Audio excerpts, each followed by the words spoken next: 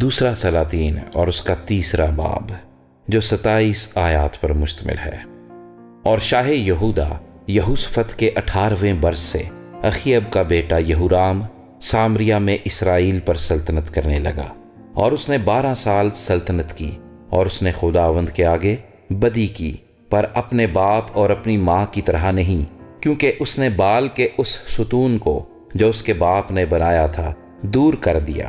تو بھی وہ نبات کے بیٹے یربام کے گناہوں سے، جن سے اس نے اسرائیل سے گناہ کرایا تھا، لپٹا رہا اور ان سے کنارہ کشی نہ کی۔ اور مواب کا بادشاہ میسا بہت بھیڑ بکریاں رکھتا تھا، اور اسرائیل کے بادشاہ کو 1,00,000 بروں اور 1,00,000 مینڈھوں کی اون دیتا تھا۔ لیکن جب اخیب مر گیا تو شاہ مواب اسرائیل کے بادشاہ سے باغی ہو گیا۔ اس وقت یہورام بادشاہ نے سامریہ سے نکل کر سارے اسرائیل کی موجودات لی، اور اس نے جا کر شاہ یہودا یہوشفت سے پچھوا بھیجا کہ شاہ مواب مجھ سے باغی ہو گیا ہے، سو کیا تو مواب سے لڑنے کے لیے میرے ساتھ چلے گا؟ اس نے جواب دیا کہ میں چلوں گا، کیونکہ جیسا میں ہوں ویسا ہی تو ہے، اور جیسے میرے لوگ ویسے ہی تیرے لوگ، اور جیسے میرے گھوڑے ویسے ہی تیرے گھوڑے ہیں۔ تب اس نے پوچھا کہ ہم کس راہ سے جائیں؟ اس نے جواب دیا، دشت ادوم کی راہ سے۔ چنانچہ شاہ اسرائیل اور شاہ یہودا اور شاہ ادوم نکلے، اور انہوں نے 7 دن کی منزل کا چکر کاٹا، اور ان کے لشکر اور چوپایوں کے لیے جو پیچھے پیچھے آتے تھے کہیں پانی نہ تھا۔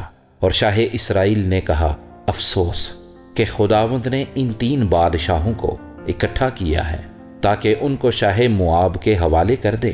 لیکن یہوشفت نے کہا، کیا خداوند کے نبیوں میں سے کوئی یہاں نہیں ہے تاکہ اس کے وسیلے سے ہم خداوند کی مرضی دریافت کریں؟ اور شاہ اسرائیل کے خادموں میں سے ایک نے جواب دیا کہ الیشا بن صافت یہاں ہے، جو ایلیا کے ہاتھ پر پانی ڈالتا تھا۔ یہوشفت نے کہا، خداوند کا کلام اس کے ساتھ ہے۔ سو شاہ اسرائیل اور یہوشفت اور شاہ ادوم اس کے پاس گئے۔ تب الیشا نے شاہ اسرائیل سے کہا، مجھ کو تجھ سے کیا کام؟ تو اپنے باپ کے نبیوں اور اپنی ماں کے نبیوں کے پاس جا۔ پر شاہ اسرائیل نے اس سے کہا، نہیں، کیونکہ خداوند نے ان 3 بادشاہوں کو اکٹھا کیا ہے تاکہ ان کو مواب کے حوالے کر دے۔ الیشا نے کہا، رب الافواج کی حیات کی قسم جس کے آگے میں کھڑا ہوں، اگر مجھے شاہ یہودا یہوشفت کی حضوری کا پاس نہ ہوتا تو میں تیری طرف نظر بھی نہ کرتا اور نہ تجھے دیکھتا۔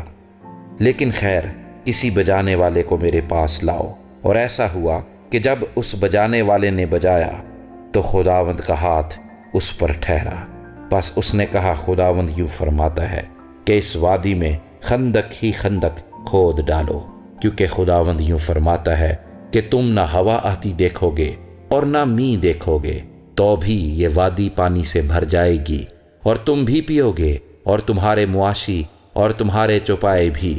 اور یہ خداوند کے لیے ایک ہلکی سی بات ہے، وہ موابیوں کو بھی تمہارے ہاتھ میں کر دے گا، اور تم ہر فصیلدار شہر اور عمدہ شہر مار لوگے، اور ہر اچھے درخت کو کاٹ ڈالو گے، اور پانی کے سب چشموں کو بھر دو گے، اور ہر اچھے کھیت کو پتھروں سے خراب کر دو گے۔ سو صبح کو قربانی چڑھانے کے وقت ایسا ہوا کہ ادوم کی راہ سے پانی بہتا آیا، اور وہ ملک پانی سے بھر گیا۔ جب سب موابیوں نے یہ سنا کہ بادشاہوں نے ان سے لڑنے کو چڑھائی کی ہے، تو وہ سب جو ہتھیار باندھنے کے قابل تھے اور زیادہ عمر کے بھی اکٹھے ہو کر سرحد پر کھڑے ہو گئے۔ اور وہ صبح سویرے اٹھے اور سورج پانی پر چمک رہا تھا، اور موابیوں کو وہ پانی جو ان کے مقابل تھا خون کی مانند سرخ دکھائی دیا۔ سو وہ کہنے لگے، یہ تو خون ہے، وہ بادشاہ یقیناً ہلاک ہو گئے ہیں، اور انہوں نے آپس میں ایک دوسرے کو مار دیا ہے۔ سو اب اے مواب، لوٹ کو چل۔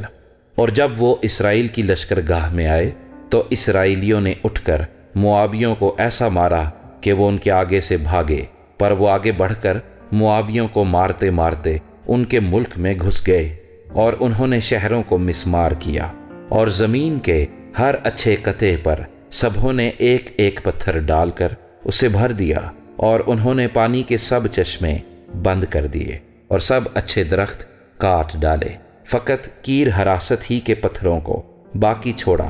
پر گوپیاں چلانے والوں نے اس کو بھی جا گھیرا اور اسے مارا۔